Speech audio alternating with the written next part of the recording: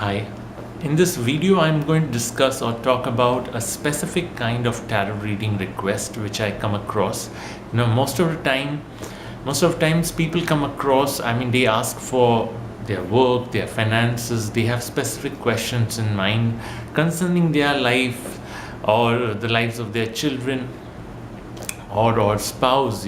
So they have specific questions which are very materialistic, day to day, and very common. But once in 15 days, or once in a month, or maybe a couple of times in a month, I do come across certain kinds of requests which are very, you can say, to some extent unusual, and to some extent they are not very, they want to ask, but at the same time they have the fear of being judged. I'm the last person to judge anyone, because honestly speaking, I don't think I enjoy the privilege to judge anyone. I'm as disgusting, I'm as materialistic, I'm as foolish as anyone off the street. So I don't think I enjoy the privilege to judge anyone, for that matter. And considering that I'm a spastic, so I really don't enjoy that privilege.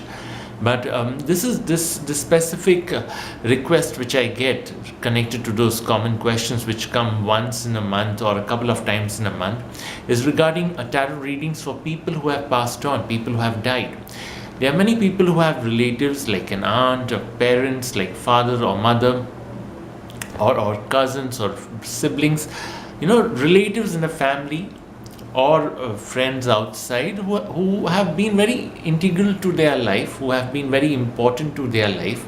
And when they pass on, when they die, these people, sometimes a lot of them, they see dreams where they see those people showing some kind of an influence on their life.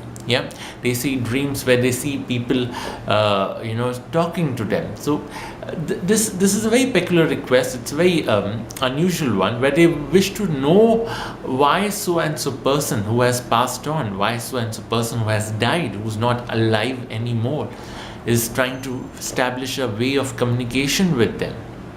That is when this specific reading which I do, it's a Celtic cross spread reading, a 10 card spread reading.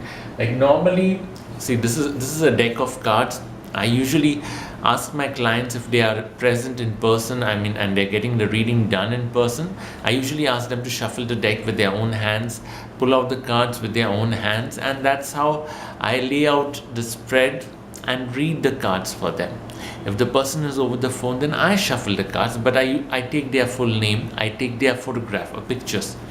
Yes, I do blind reading. Sometimes if the person is not comfortable giving their pictures, absolutely fine, but the name I definitely need. I don't need any other details other than a genuine name.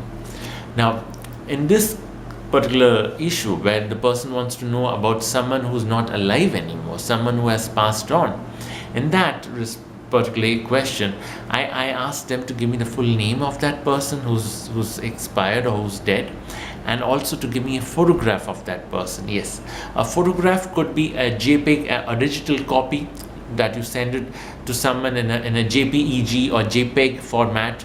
You send it to someone as an attachment in an email, or you just upload it and send it across on WhatsApp, or you upload it and send it across on any of those messengers like Skype, IMO.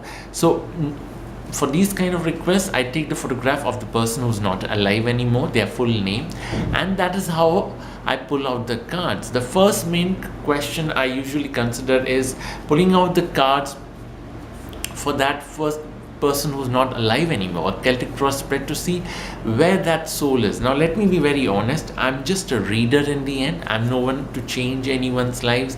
I don't think it is my job to even disturb someone, no. But when these kind of instances come across, when those people are getting certain responses which cannot be explained in normal terms, which cannot be explained in a practical way of life, where they are dreaming about relatives who are dead, where they are feeling their presence all around them, where things like these are happening. So in that case, I ask them to give me the photograph and the name, and we pull a reading. I pull a reading on that person.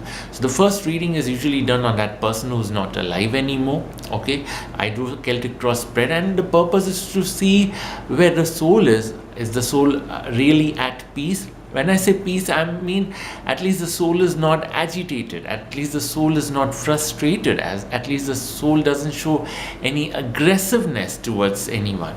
Okay, and once that is done, I pull out the reading as to the person who has asked about that soul. Okay, he or she, I mean, what implication does that soul have on his or her life? What influence does that spirit have? That's the second question we pull out on. That could be a 3 card, that could be a Celtic cross spread, but that could be 3 card is more specific, because we are looking at the practical implication on that person's life. Are the dreams going to continue? Are the dreams going to stop? See, when there are too many cup cards, okay, when there are too many Neptune cards, the dreams will continue.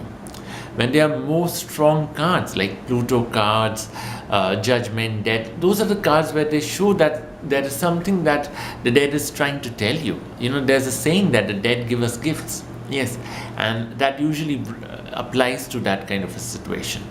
I honestly speaking, at the end of once the reading is over, I can't even give any remedies to anyone. All I tell them is to go out there and pray. Yeah, if you're someone who comes from a religion where the dead are buried, then I will ask you to make offerings in a cemetery. Okay, if you're someone who comes from a religion where the dead are burned, I mean where you burn the funeral pyre, then I will ask them to go to their specific priests and get the rituals done to give peace and to make the right kind of offerings to them. Yeah, my only objective is to read and see how aggressive, how painful, or what is the purpose of that spirit in that person's life. Yeah, see, I have I don't know, maybe this is the way, you know, one of the aspects of my life is that I'm personally a very lonely person. I will not deny that, but my solitude has taught me a lot. I have lived in haunted places. I have met a lot of people with those kind of experiences, and I'm a spastic myself. So this is something that, you know, life brings in. I mean, this is something that life draws towards you. I mean, you just end up following that path. You don't select that path, the path chooses you. Okay, like I always say, I'm grateful the cards came in my life. I'm immensely grateful for that.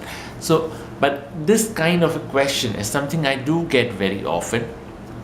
If you're someone who has these kind of an issue, these kind of issues, or who has this set of circumstances, then you know a reading could at least give you some answers. I cannot say a reading will give you solutions, but yes, some answers could come across from a reading. Yes, you could find some answers, okay, and possibly know what implications the spirit has. Because see, sometimes the spirits can be very negative, sometimes they can be positive and healing, and sometimes they come in your life simply to warn you.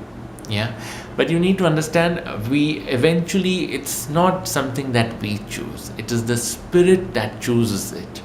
How long they have to stay in our lives, how long they have to guide us, how long they have to disturb us, how long they have to bless us, is something that they decide. Yeah, I hope I'm not offending anyone with this video. Okay, my only intention is to help people find those answers. Yes, I make a living out of this work of mine, that is tarot readings. Yeah, but the objective is to somehow find an answer to those kind of questions. Yeah, because somewhere out there, I'm sure every other person feels as if he or she is a lost soul. Even I feel it. I feel the same most of the times. But my work of tarot readings is something that has always brought me on track, and I'm grateful for that. If I lose track, it will be entirely my fault. It won't be the fault of the cards or anyone else. You know, we sometimes let go and suffer for the consequences we are supposed to go through. But yes, there are questions of this kind, and if you have those kind of questions, you know a reading can be done. At least I do those readings. Yeah, I'm sure many other people also do, lots of them. Yeah, and there might be some really good ones out there, much better than even I am. Yeah, because we all learn through our experiences, our lives. Yeah.